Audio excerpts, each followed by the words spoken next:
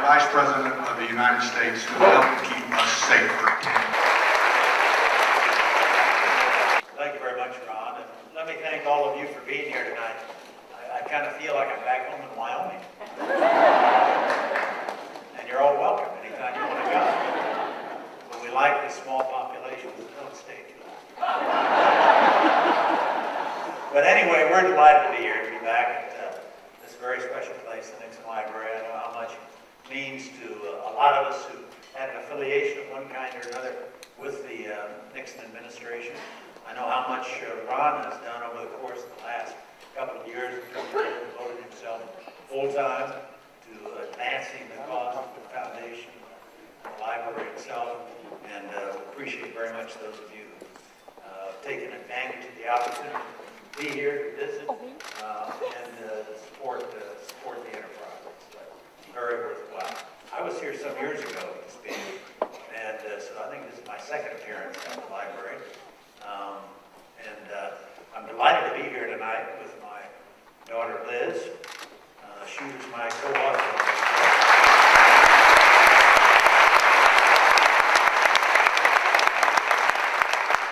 book. We were a little bit late getting here tonight, and that's because we got a phone call shortly before we left the hotel saying that the very first week that we went out, we came out a week ago, today was when the book was released. We've gone straight to #1 on the New York Times.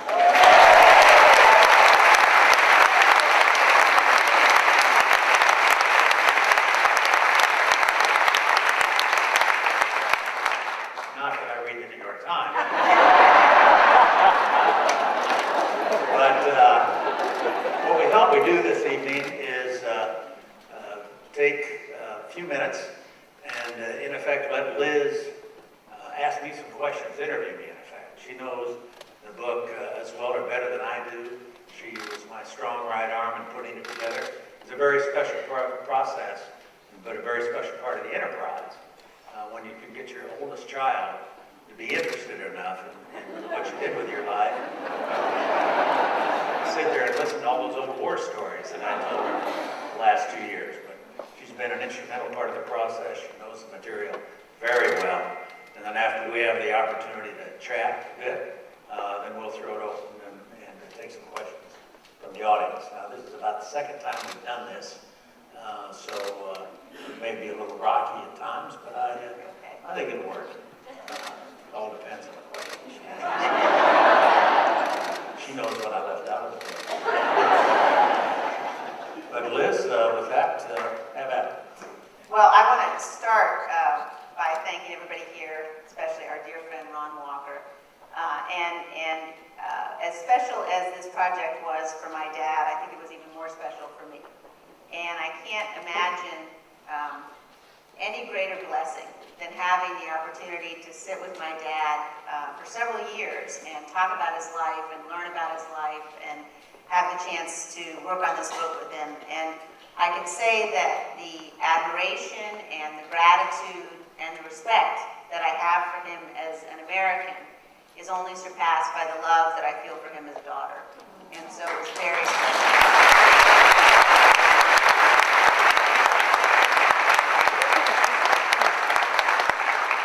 And I promised I would tone my questions down from our appearance last night. So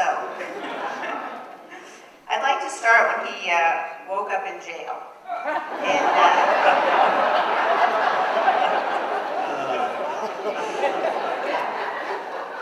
In July of 1963 in Rock Springs, Wyoming, you found yourself in jail after your second DUI, after you've been kicked out of Yale twice. And then after that, what is truly amazing though, because I know you don't want to dwell on that part too much, is the arc that your career took after that. When you look at, in 1963 you're in jail.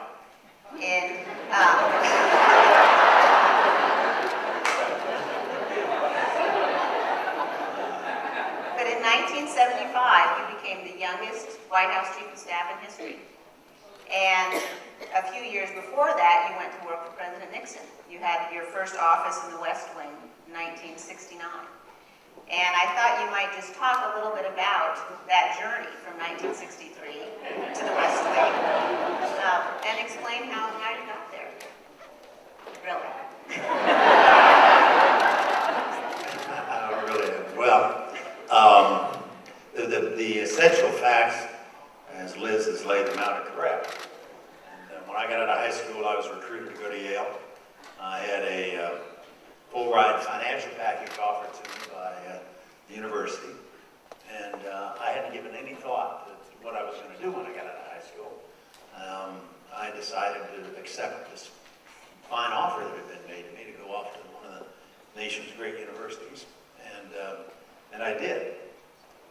It wasn't Yale's fault, but I didn't like it, frankly. I was there altogether for a total of about 4 semesters. Then I ran into problems with my grades. I had trouble keeping my grades high enough to maintain my financial status with the university. They increasingly were talking about me having to borrow the money rather than provide it to me. There were letters written by the dean home to my parents that said I'd fallen in with a group of very high-spirited young men. There was reference to the beach party we threw on the 4th floor of the dorm, a lot of sand and water. And anyway, it was that kind of lifestyle that got me in trouble. I finally, we parted ways, and I went back home to Wyoming and began doing what I'd been doing really since I got out of high school in summers and so forth, which was building power line transmission line. And I really liked the work. I had a union ticket, local number 322 in Casper, Wyoming, and built cables, laid cable between the missile silos, Warren Air Force Base in Cheyenne, helped build part of the crew building a big coal-fired electric plant in central Wyoming. Literally jobs all over the 3-state area, Utah, Wyoming, Colorado. And we used to, basically, I boomed from job to job. I had one suitcase, 1949 Chevrolet, and life was good. I didn't have any obligations, many responsibilities other than the job. And at night, after a hard day on the job, we'd go in and to our favorite hangout and consume vast quantities of beer. Occasionally something a little stronger. That's how I got into trouble first in Cheyenne in the fall of 1962. The first time I was arrested, I was able to sort of blow that off the second time in Rock Springs, Wyoming, in the summer of 1963. We can laugh about it now, but looking back on it, it was really dumb, stupid moves by a 19, 20, 21-year-old kid. And the second time around, that summer, my friends were all graduated from Yale. My girlfriend, eventually to be my bride of 47 years, graduated summa cum laude from Colorado College, and I was sleeping off a hangover. Something wasn't right about that. I figured it out. Anyway, I basically decided I was going to try to make something of myself. Enrolled at the University of Wyoming that fall, and worked hard, got a part-time job so I could pay my way through school. It was a state university, so it was a lot more affordable than the Ivy League. And in relatively short order, I started cranking out good grades and got serious about getting an education. Enough so that a year later, Lynn married me in August of 1964, and we were off to what turned out to be a remarkable career. Started out, I wanted to be an academic, partly because I thought that was probably the only thing I could do with my record. I didn't take care of it.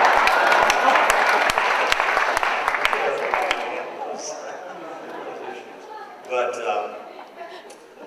in effect, I had a chance. I worked in the Wyoming legislature for one session, and kept having opportunities to go into the political side of things, to learn more about the process and so forth. I worked for the governor of Wisconsin for 6 months, getting another fellowship, went to Washington, originally in the summer of 1968, stayed 12 months with a congressional fellowship, and then I was going to go back and finish my dissertation, get my doctorate, and become a professor.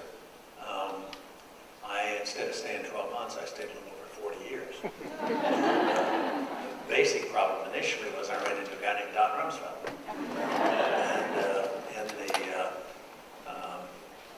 early spring of 1969, well, this would have been at the beginning of this congressional fellowship, I went in to interview with Rumsfeld. And in fact, I was free help of a congressman. I had a grant from the foundation, and we were to negotiate our work arrangements with a member of Congress. I picked Rumsfeld because I'd heard him speak, but I went in to interview with him, and the interview lasted about 10 minutes. I found myself back out in the hallway. He threw me out. He thought I was some kind of fuzzy-headed academic, and he was right. He said, you know, this isn't going to work, goodbye.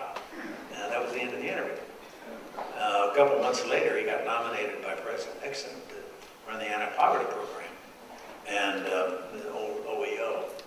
And I sat down that night and wrote a memo, about a 12-page memo, telling him how he ought to conduct himself in his confirmation hearings, what he ought to do with the agency once he took over, what his strategy ought to be. So it was a little arrogant of me, but I've always been. He'd already thrown me out of his office. So I got the memo, went to Don, and I didn't hear anything more until a couple weeks later he got confirmed by the Senate and sworn in. And I got a phone call inviting me to come down and join part of the transition team at OEO. We had about 50 people coming in, policy wonks and so forth. So I went down the next morning. Don came in, he spoke to a group of about 50 of us in Atlanta. His secretary came in and she said, "Is there somebody in here named Cheney?" I held up my hand and she said, "Come with me." Took me back hallway back to Don's office. This is his first day on the job. And he's not all that well equipped. He's got pots and pans around on the floor because the roof leaked. Furniture looked like, I mean, it looked like the war on poverty. And I walked in, had to stand there for a minute. He was working on something on his desk. Then he looked up at me. He said, "You're congressional relations. Now get the hell out of here." And I turned around and walked out. And it took me a minute to figure out what had just happened. He hadn't said, "Would you like a job?" He didn't say, "I'm sorry I threw you out the last time you were in my office."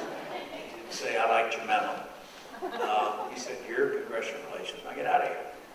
So I went down the hall and found the congressional relations office and went to work.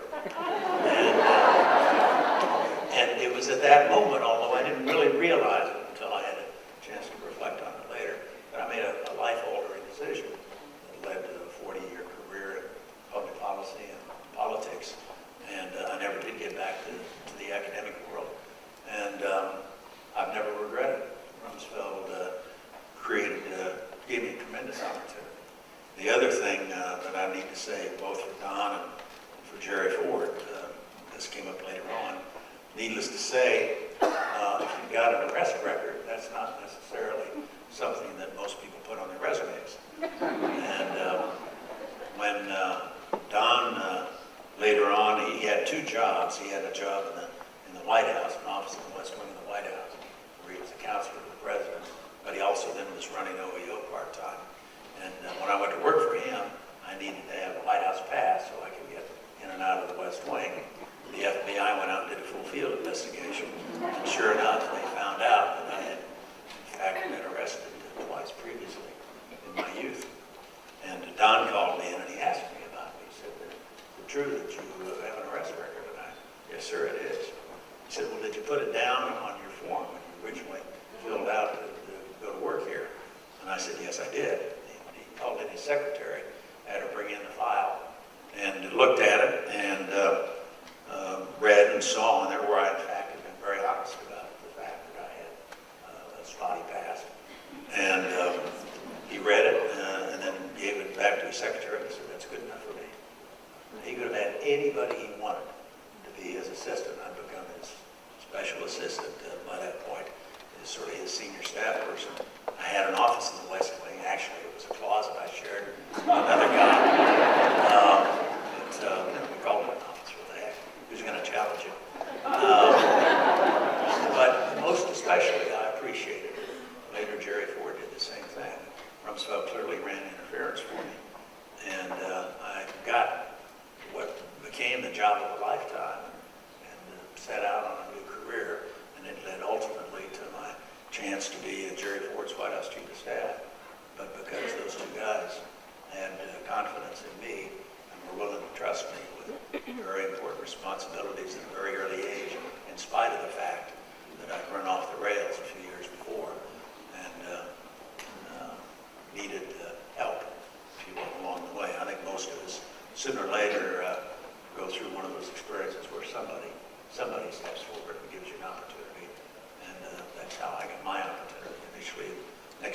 administration, working for Don and then later on for Jerry Ford.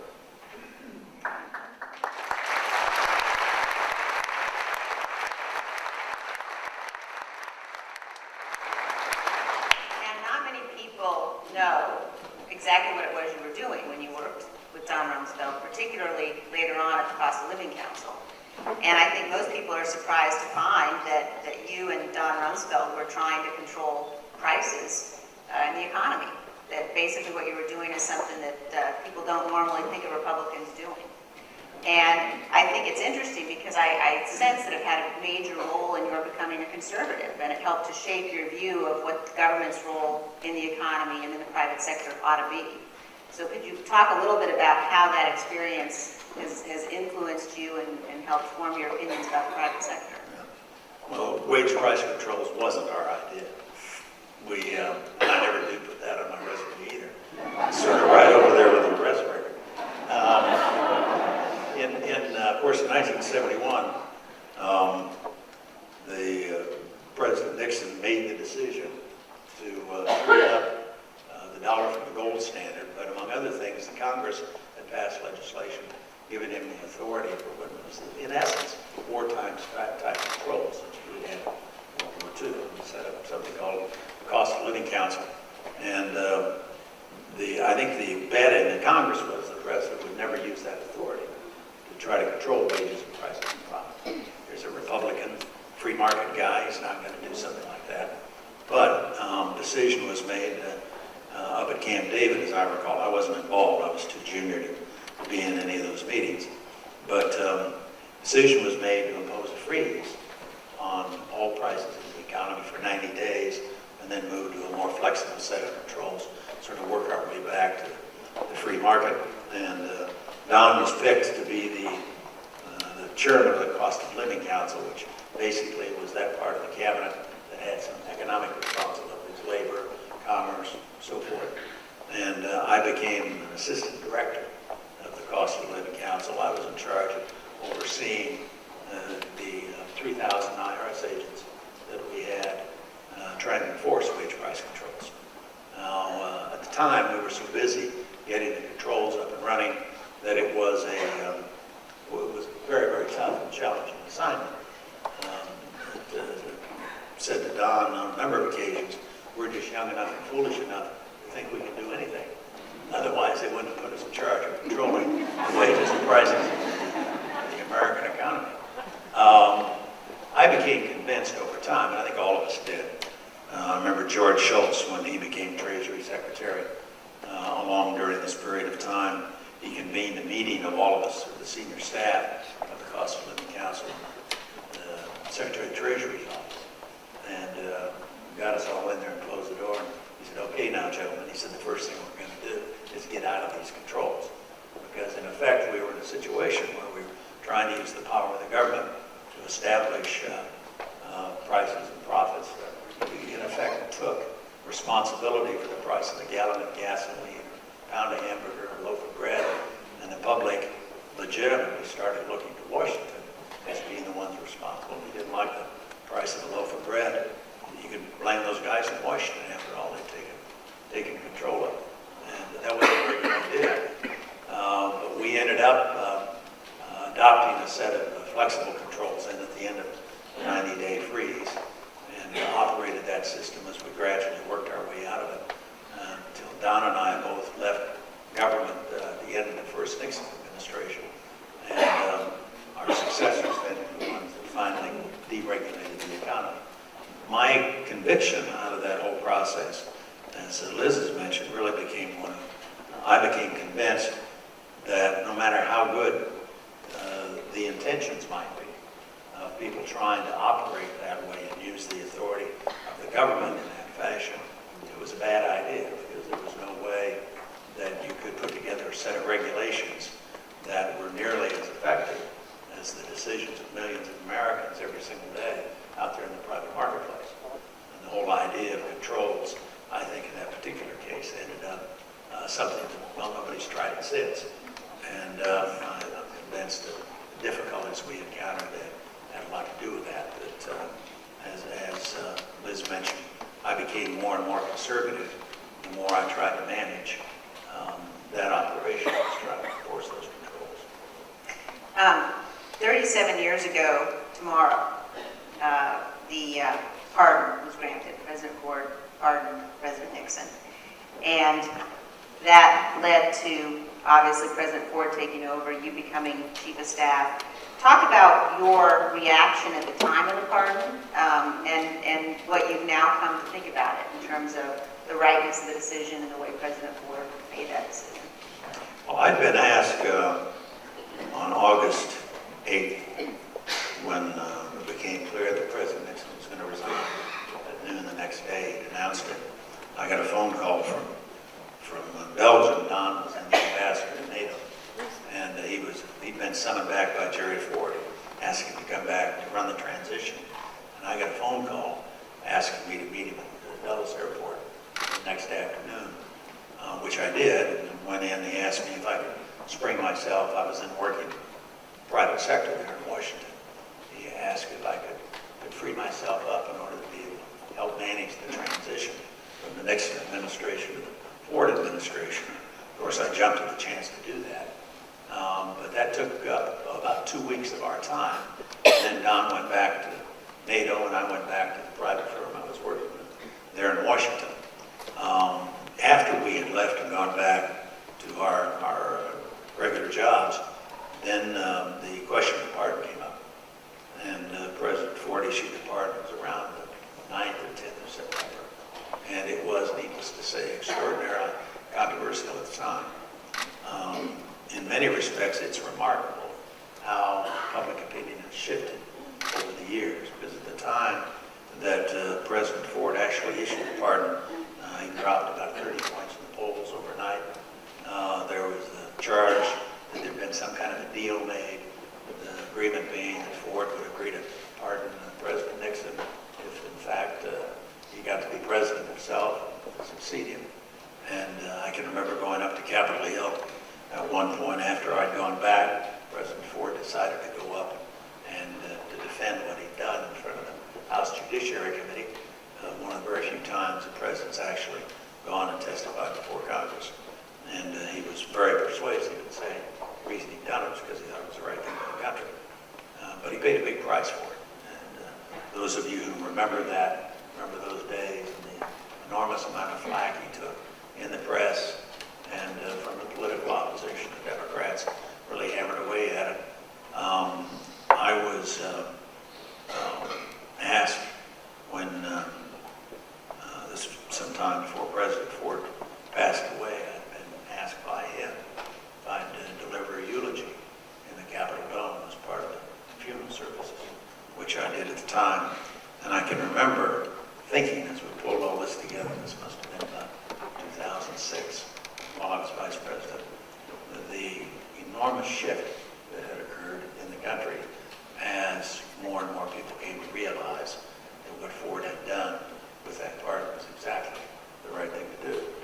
It was very courageous. It may well have cost him re-election, but it was the right thing to do. We need to be able to put all that behind us, that it wasn't proper for us to be in the business of trying to pursue that whole issue any further. Certainly by going after President Nixon and imposing more of a penalty that had already been imposed.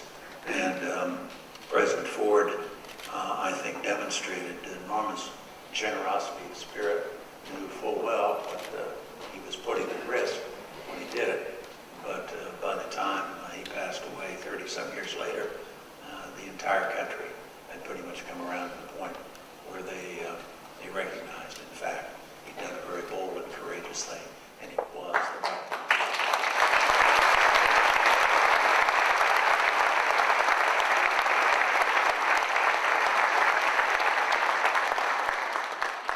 Would you say that President Ford is the president that you worked for that you respect the most?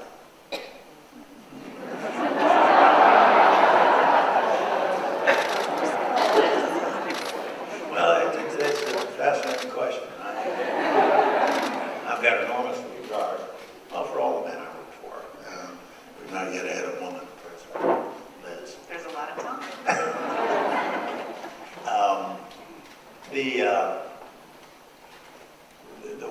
think about it. When I was a student of political science, we were always looking to come up with themes or threads that we could talk about that stretched across administrations, things that made Administration A look like Administration B, look like Administration C. You were trying to generalize about the experience of being president or whatever the issue might be. After I'd worked we had 5 Republican presidents since Dwight Eisenhower, and I worked in 4 of those administrations and worked closely with the 5th, the Reagan administration, part of the House Republican leadership. I come away from that experience struck by how different each one of them was, as they occurred.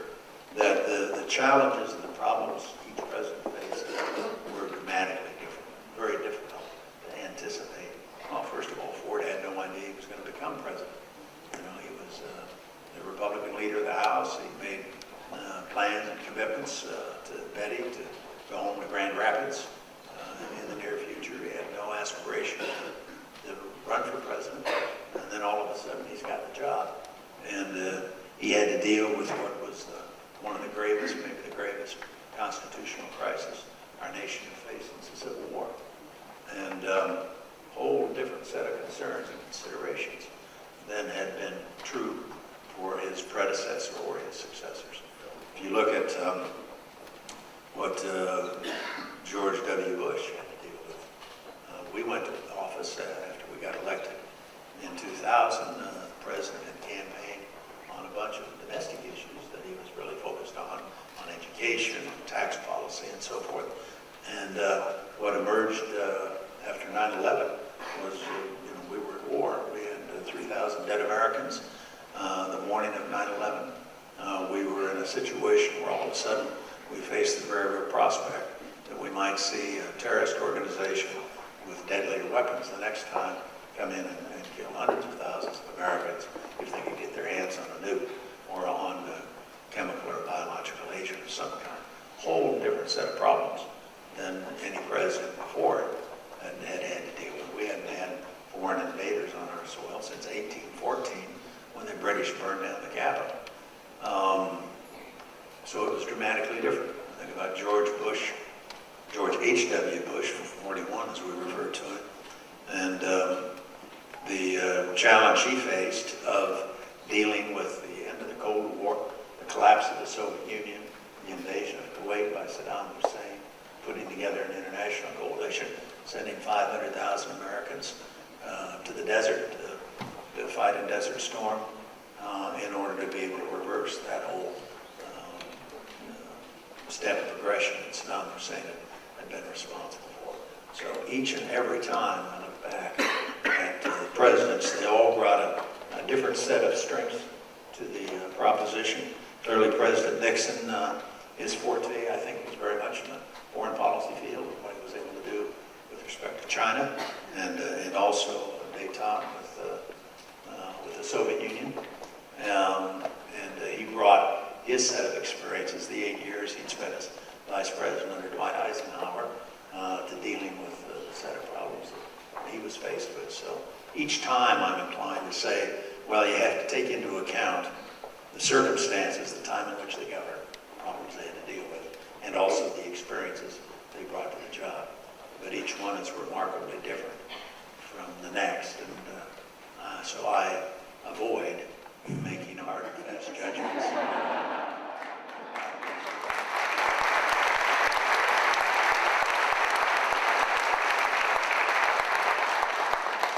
I want to jump ahead to 9/11 itself, which you mentioned. And one of the things that you participated in throughout your time at the White House and in Congress was continuity of government exercises.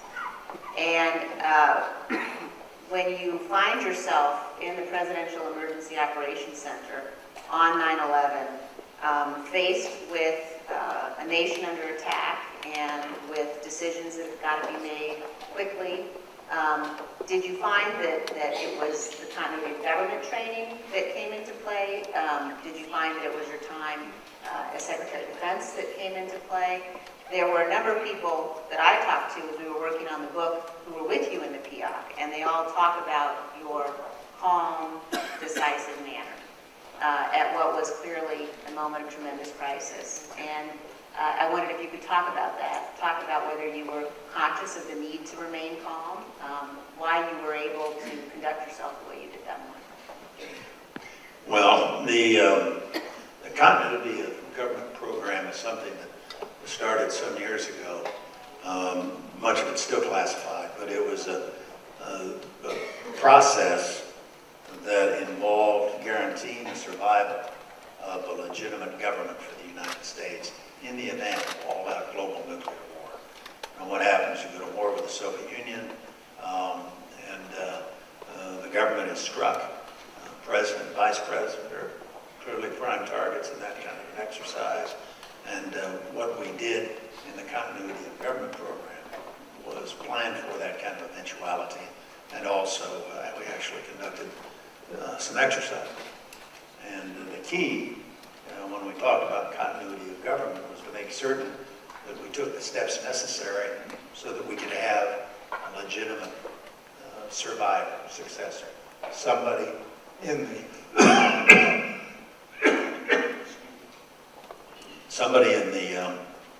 chain of command in the succession to the presidency who would be safe and secure and in a position to be able to exercise the authority as president. Once the dust settled, you had to preserve government. And those exercises that I'd participated in, been involved with over the years as Secretary of Defense, as part of the congressional leadership, in my years on the Intelligence Committee in the House, Ford's Chief of Staff and so forth, were all focused around that. So the morning of 9/11, after I was evacuated from my West Wing office, I'd been there when the planes first went into the World Trade Center in New York. Then shortly after the second plane went in, my Secret Service lead agent came bursting into the office and said, "Sir, we have to leave immediately." Grabbed me, one hand on my belt, one hand on my shoulder, and propelled me out of the office. It wasn't like he was going to accept any argument in a debate. But he explained to me as we were headed down towards the bunker under the White House that he'd received a report over his Secret Service radio that there was a hijacked aircraft out near Dulles headed at 500 miles an hour for Crown, which is the code word for the White House. And that's why they evacuated me from my West Wing office, took me underground that morning. It turned out that was Flight American number 77.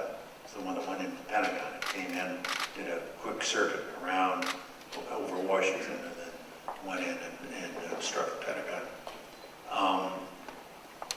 As we operated that day, I had sort of two priorities foremost in my mind. One was to get all the aircraft we could down out of the air. Norm Mineta was with us. Many of you know Norm, he's from California. He was our Secretary of Transportation.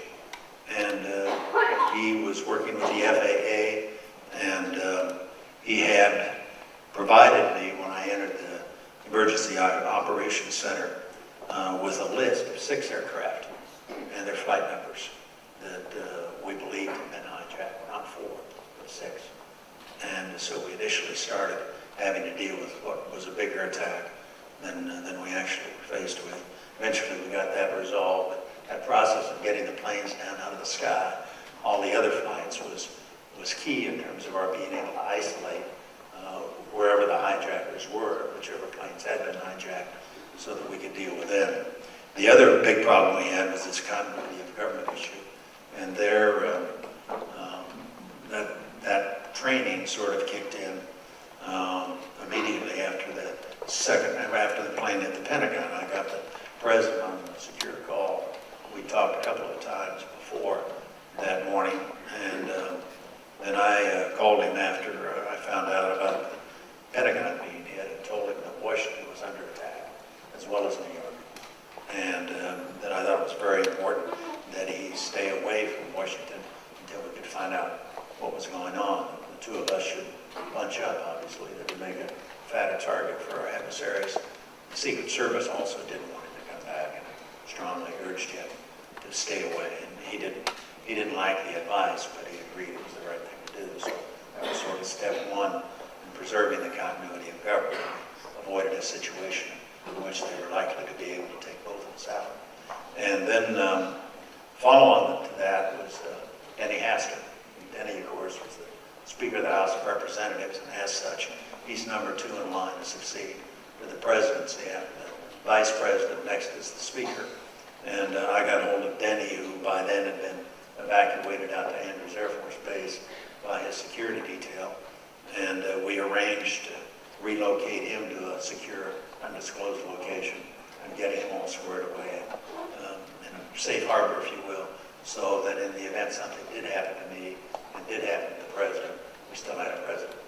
And it would have been President Hastert at that point. He would have been in a position to take over and to function as President of the United States. So those were some of the considerations that affected what we did that day. It was a remarkable day. It was, well, it's one I don't think any of us who went through it or watched it will forget. I'm glad we've got the opportunity here in a few days to commemorate the 10th anniversary. And there were some terrible loss of life that day. We also had some phenomenal acts of bravery by our first responders, by firefighters and police in New York, by the folks in the Pentagon and the World Trade Center.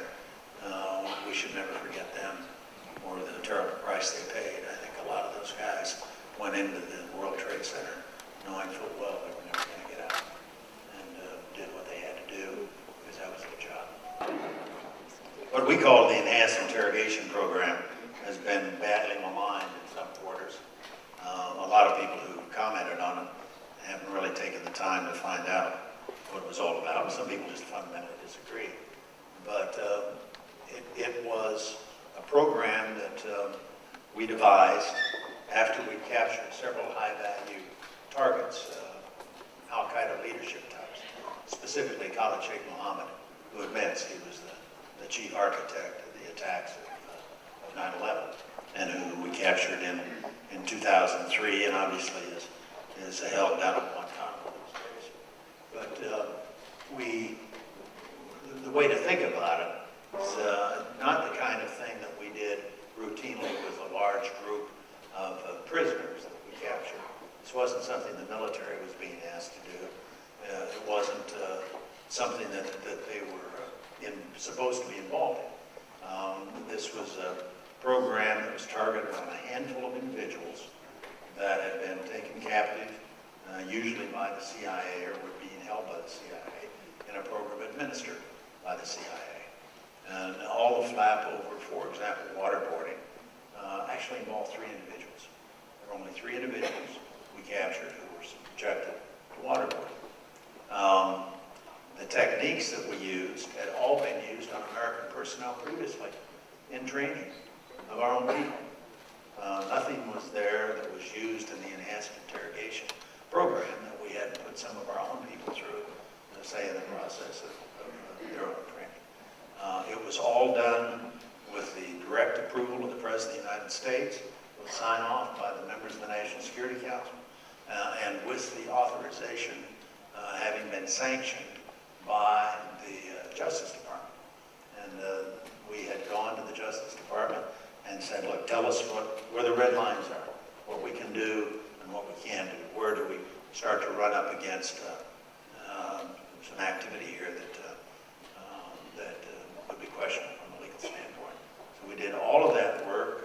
Every single program that was applied to an al-Qaeda terrorist who was held captive had to go all the way up to the director of the CIA, and he had to personally sign off on each and every measure that was being used on a particular prisoner. And as I say, the ultimate test was, did it work? Did it produce valuable intelligence for us? And it absolutely did. The fact was, in the morning after 9/11, there was a lot we didn't know. We had a pretty good idea that it was Al-Qaeda that had hit us on 9/11. Pretty good idea. We know Osama bin Laden was the guy who nominally was in charge of Al-Qaeda.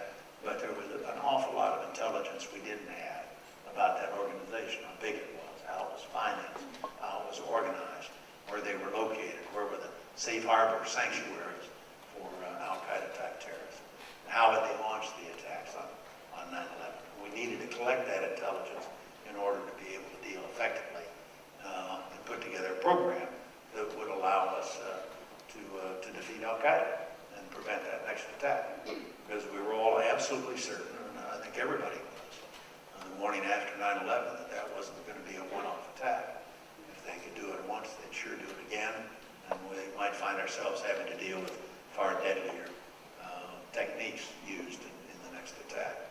Now, that generated a lot of commentary and complaint. Not everybody agreed with the program. My own personal view is that it was exactly the kind of thing that we needed to be able to do. We needed to make sure we did it very carefully, we did it thoughtfully, we did it in a legally approved manner with the authorization of the President of the United States, and that's exactly what we did. We found ourselves that morning, the President and I did, that we were there, all of a sudden we were in war.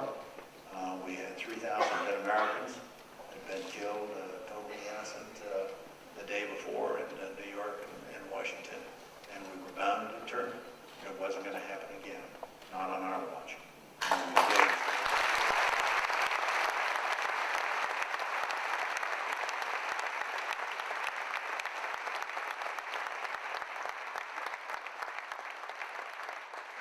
One last question.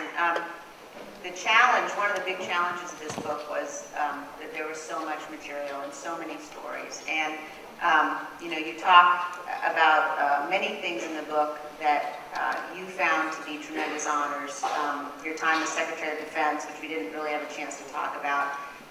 All the time that you spent with members of the U.S. military.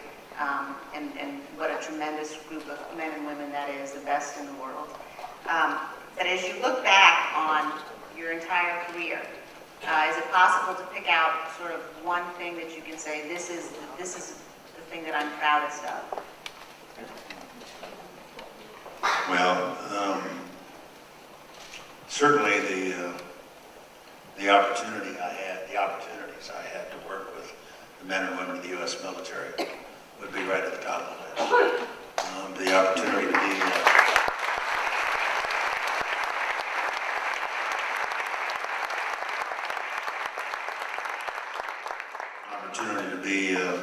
Secretary of Defense during Desert Storm, for example, was something truly remarkable.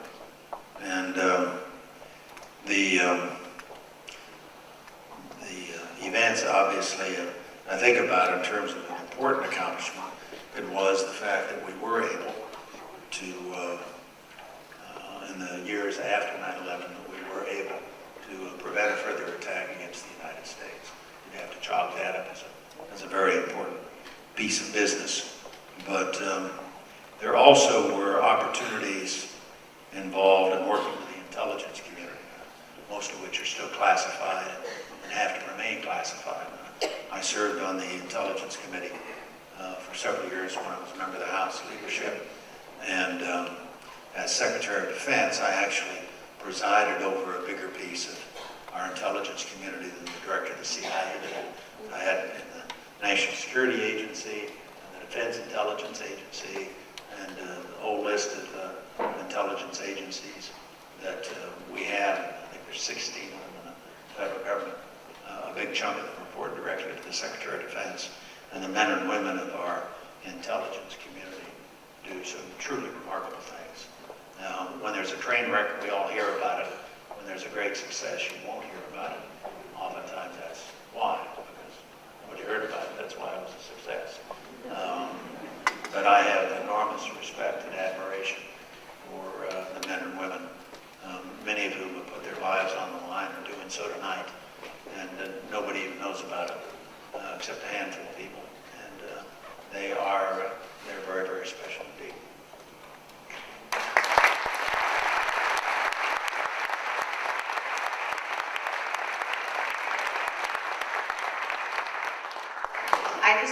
close with another section from the book, and this came from a dinner that you attended for our Special Operations Forces. Can you let me read it?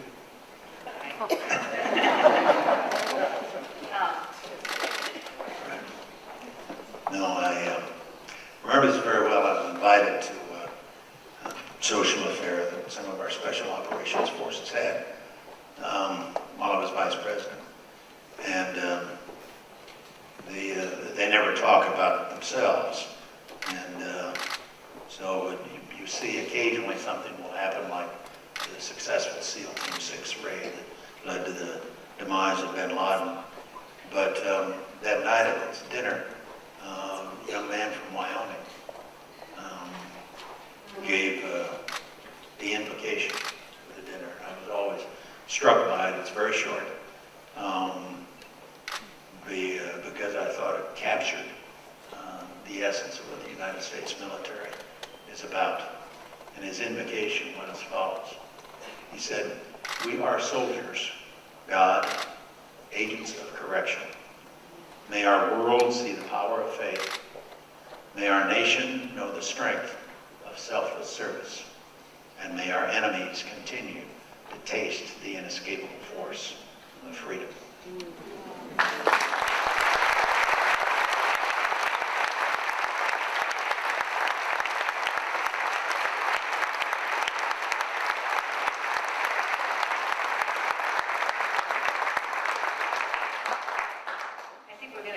Audience questions now? Great.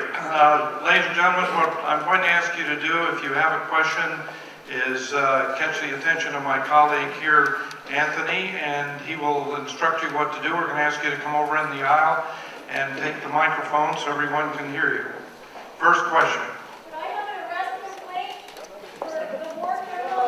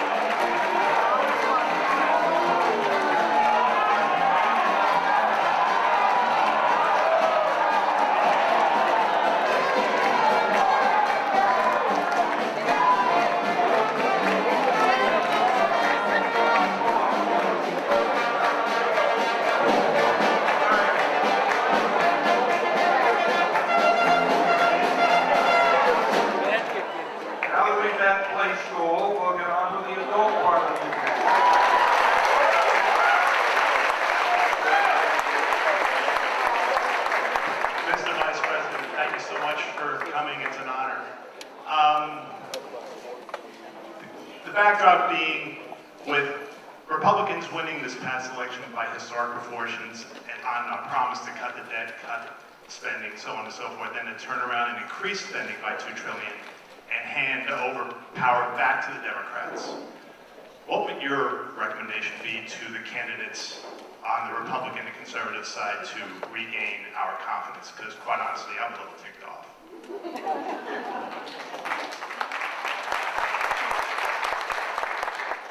I think from an economic standpoint, we're in some considerable difficulty. And like I think many people, I'm deeply concerned about the long-term debt issue that we've got to face. I worry very much. I haven't seen the kind of commitment I would hope to see out of the current administration. Obviously, I'm a conservative Republican. I'm not a fan of the president's. I don't think I'd be here tonight if I was. But I think it's absolutely essential we embark on a growth strategy, that we put in place tax policies and lift regulatory burden, do the kinds of things. I'm thinking back to the early days of the Reagan administration, where we build a policy, a governmental policy, that is aimed specifically at encouraging the private sector to grow and expand and create only way we can dig out of this hole. And I think it's essential that we get our candidates that are running.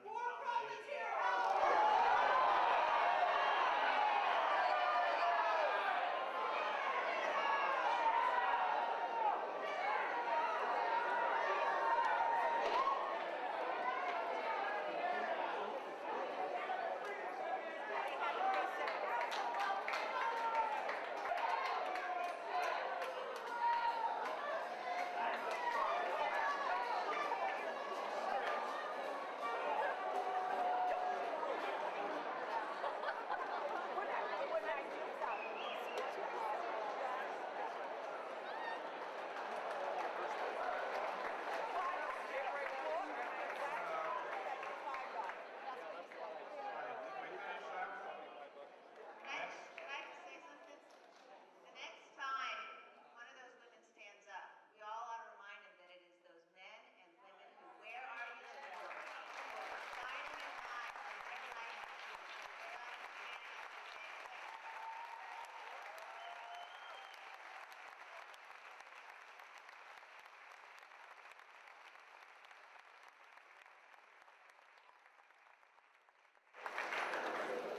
Madam Cheney and Mr. Vice President, thank you both for coming here tonight to speak to us. I just want to say that September 11, 2001, and for 8 years thereafter, I worked right in the heart of downtown Los Angeles. And after September 11, everybody in the country believed that if there was another attack like September 11th, it would be right in the heart of downtown Los Angeles or in the heart of Chicago. So I just want to thank you, Mr. Vice President, for saving my life. Thank you.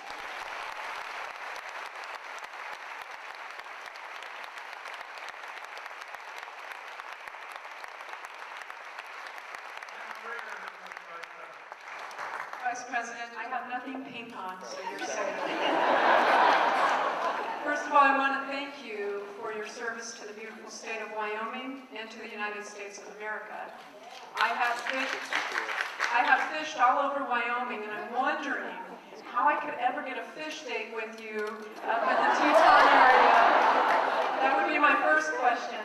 My second question is this. I've read your book, and I've read some of the different opinions and commentaries concerning your book and how you have allegedly thrown different members who you have served with under the bus. I would like to know, what is it going to take in the United States to find men and women who have the type of backbone that you do and aren't as whining after all else?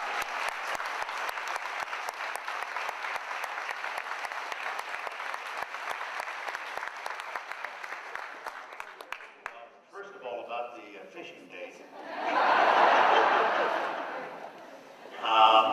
My next fishing date's with my daughter, and we've got to be up in Wyoming later on this month, and we've got a day planned on the river, and it's one of my favorite recreational sports, obviously, and we do a lot of fishing in our family as well too. I think, what I find as I get out around the country, that the kinds of views and sentiments that I think many of you here hold tonight, based on your responses and so forth, is the majority opinion in the country. I just believe that. And I think when people have an opportunity to sit down and study these issues and look at them and develop full knowledge of them, that there's pretty much a national consensus on a lot of this stuff. But the fact is, some people disagree. And there is nothing more important to us, I think, as the free nation we are, than the right of those people to go ahead and express their disapproval. We may think they're way off base, that they don't understand what's going on, that they've got their facts all fouled up, but they're right to stand up if they want and voice those sentiments is something that we all hold dear. As Liz said, their freedom to do so is guaranteed not only by our Constitution, but also by the men and women who wear the uniform and protect and preserve our freedom and their ability to make whatever statements they choose to make. And as long as we've got that kind of a ferment, if you will, in our society, I'm confident that the future will take care of itself. Thank you, sir. A question in the rear here from a 7th grade history teacher. Thank you, Mr. Vice President, for coming. I bring for my 7th grade class a whole envelope filled with letters to you. We had a challenge on who could write the best letter, so I promised that I'd forward those on to you, I'll send them to your office or whatnot. All right, I'd like to receive it. You bet, and they'd like to have you read them. The big question for my students is, why did you become Vice President of the United States? Why did I become Vice President? Yes, that's right. That's one of the things we left out of the book. It's a very interesting question because over the years in my capacity as Secretary of Defense, Congressman, President Ford's Chief of Staff, and so forth, I had experienced or observed the experience that a lot of vice presidents had, that it wasn't a lot of fun being Vice President of the United States. It wasn't a real job, you know, and a lot of people held that view. I always remember Jerry Ford congratulating me on being named, being nominated to be Vice President of the United States. But then he added, he said, Dick, that's the worst job. Those are the worst 9 months of my entire life. And then laughed. Basically, the way it happened was I had been offered, I'd been asked early on in 2000 by one of then Governor Bush's staff people if I would agree to have my name considered. And I said no. I think that's a bad idea. I've got a real job. I don't want to go back into government. That's not for me. And I'm at that stage. I was running a big oil services company. Not exactly one of the best loved kinds of bases from which to launch a political career. We had the problem with the 12th Amendment. The President and I were both living in Texas, registered in Texas. 12th Amendment of the Constitution doesn't allow the electors from a state to cast their votes for both president and vice president for somebody from that same state. So anyway, I took a pass. Then the president came back a few weeks later and he said, well, look, will you help me find somebody? And I said, sure, I'd be happy to do that. It was a part-time job.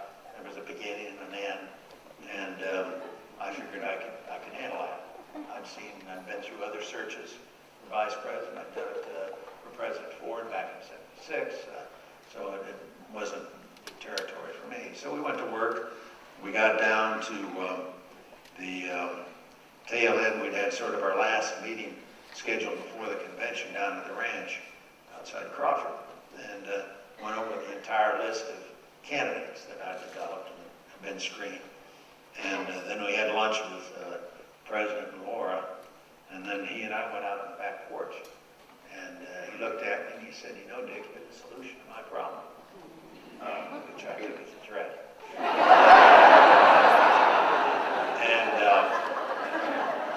But he said, I said, look, what I will do is go check to see what I have to do in order to get myself to the point where I could be a candidate for your, to be your running mate. But that meant I had to find out and figure out what I was going to do with the company I was then running, Chief Executive Officer of a large energy services company. We had to have a way to vet my health status.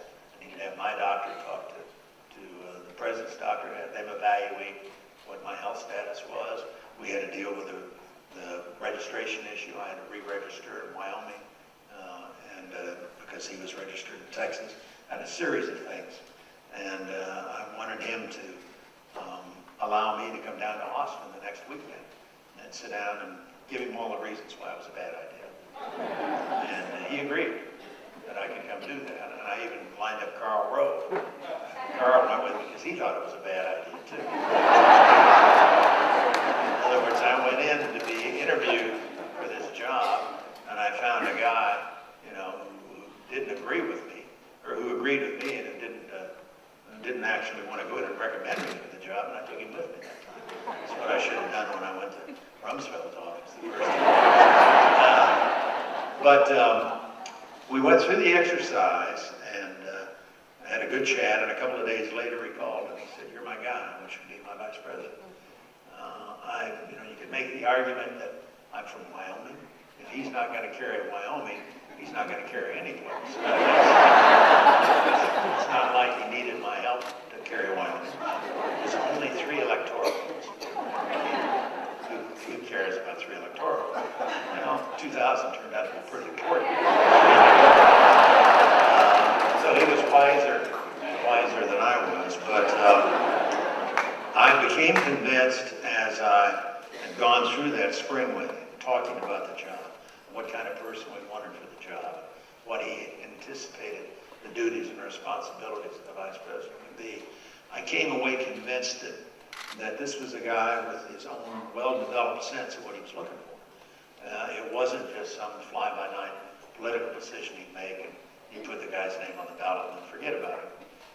He, in fact, wanted somebody who had the kind of experiences I had, Secretary of Defense, etc. And that he was very serious about allowing me to be an integral part of the team, to get involved in whatever I wanted to get involved in, and to bring to the job the opportunity to have a significant impact. Of course, at that stage, neither one of us anticipated what was going to happen on 9/11. But so I took the job. I felt an obligation in part, and I, having gone through the process, what I think he never took no for an answer. He'd asked me once before, and I said no. I thought I'd taken care of it. No.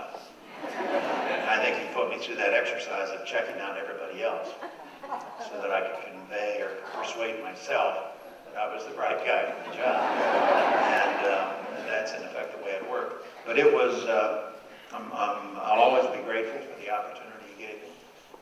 It was an enormously important period of time to be there. And as I say, I'm grateful that I had the opportunity to serve in that capacity. And by the time we got down to that point, I really felt an obligation that if he really wanted me, he was going to be my president. And I'd swoon smartly and do it as best I could. Well, we're delighted to hear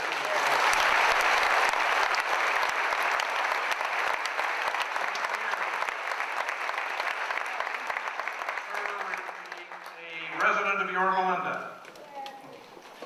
Mr. Vice President, you share with us tonight a lot about your executive experience, but as many of us know, you have extensive experience in Congress. And given the problems the Congress seems to have had lately, I'm wondering if you would share with us, if you could change any 3 procedural rules the way that Congress operates, since the Congress sets those rules for themselves, what would you recommend the Congress do differently?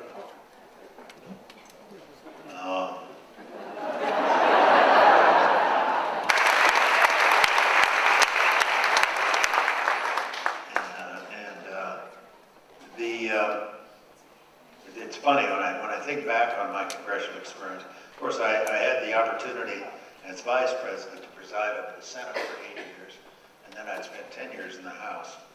And as a member, I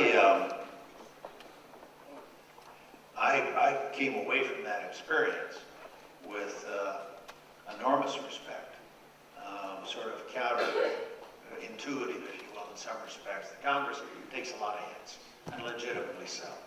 But what, in fact, we have created, our forefathers created, is one of the most remarkable legislative bodies in the history of the world. And it doesn't always work, but it does perform those basic fundamental functions that they believed we needed when James Madison and his colleagues, Thomas Jefferson and so forth, wrote that Constitution that governs us. And it can be frustrating, but I think that on balance, you consider the whole sweep of our history and consider what's at stake now, if you will, that the Congress of the United States, I'm hard put to figure out what constitutional changes would improve it. Now, I've been a supporter over the years of a constitutional amendment to balance the federal budget. I think a system that provides greater discipline.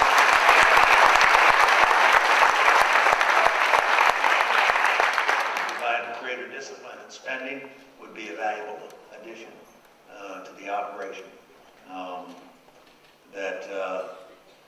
The appropriations process, I think it's broken now. I'd like to see us move to longer-term appropriations. We've gotten to the point now where we can't even get 1 year's appropriations through the Congress. We end up having to continually operate on continuing resolutions, and that's a goofy way to do business. I'd go to maybe a 2-year budget cycle so that we can get our business done in a timely fashion, and you can do a much more efficient job of actually running the government if we had that kind of lead time in terms of what we do. But I think there's no substitute for the basic fundamental participation of the American people in the process. Get to know your congressmen and senators, hold them accountable for what they do, write them letters, go see them when they come home, run for office yourself, support candidates that you believe in, and the basic mechanism is there for us to be able to change the course we're on. I think back to 1980, and we'd been through a difficult period of time in the Nixon-Ford years, and Jimmy Carter's president. Things didn't work very well. All of a sudden in 1980, Ronald Reagan's running for president, and we're all Reaganized. And we went to work and we elected a very good man to serve as President of the United States. Did some remarkable things, both in terms of rebuilding our defenses and reforming our tax code, setting the nation on the path towards economic growth and prosperity. We did that with the existing structure and system that's in place. What I'm looking for is a similar leader to emerge for 2012, so we can go back and have the same degree of success that we had back in the 1980s when we had Ronald Reagan as our president. Thank you, sir.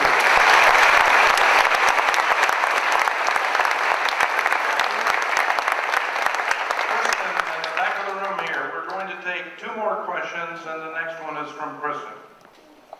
Good evening, Vice President Cheney. I just wanted to make a comment. I want to say thank you for just a remarkable story that you have.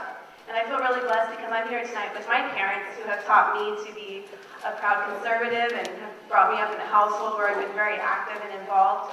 But tonight I just wanted to pose the question to you. What words of encouragement or advice do you have for people of my generation and my age who are being raised in a different environment and the world is changing, but what kind of advice would you be able to give to me to be able to go on to my community, to get others that are my age, and especially this generation, how I feel just really need to understand how important it is to be a proud U.S. citizen and of all the great things that you and the Bush administration worked very hard to for us.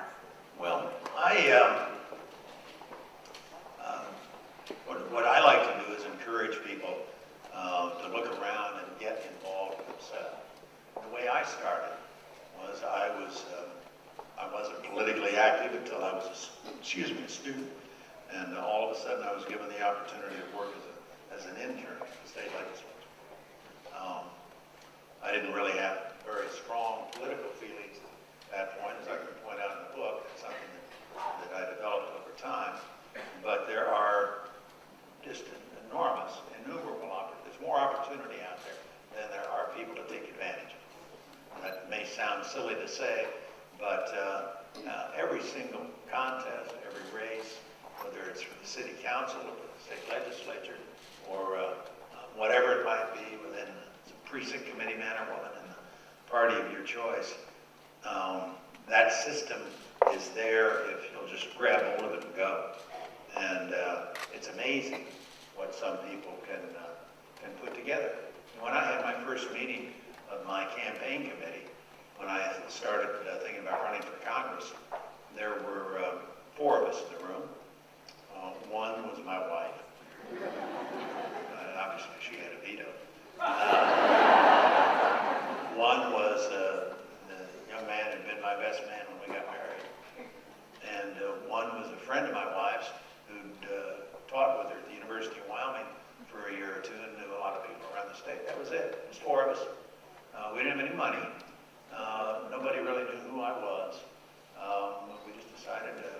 buckle down and go to work and see if we can elect me a member of the United States House of Representatives.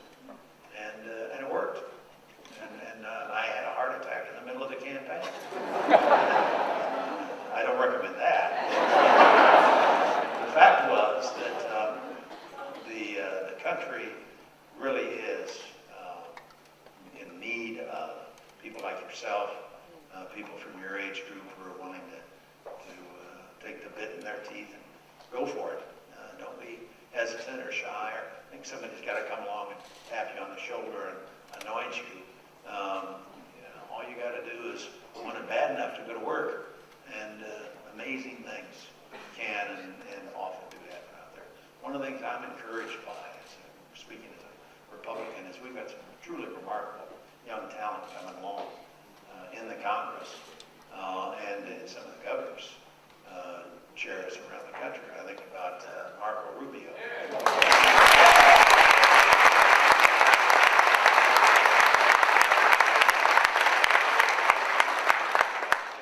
Paul Ryan. Chris Christie. It's been in my lifetime, in my career, I don't think I can recall a time when we had such a rich field of talent coming along. Now, they may not be ready for the big job in 2012, but it won't be long, and we're going to be able to field one hell of a team on our side who believe in the basic fundamental values and principles and are essentially conservative in their approach to life and are ready to take on the responsibilities around the country. I'm very optimistic when I look at that next generation coming along, and then there's always Liz.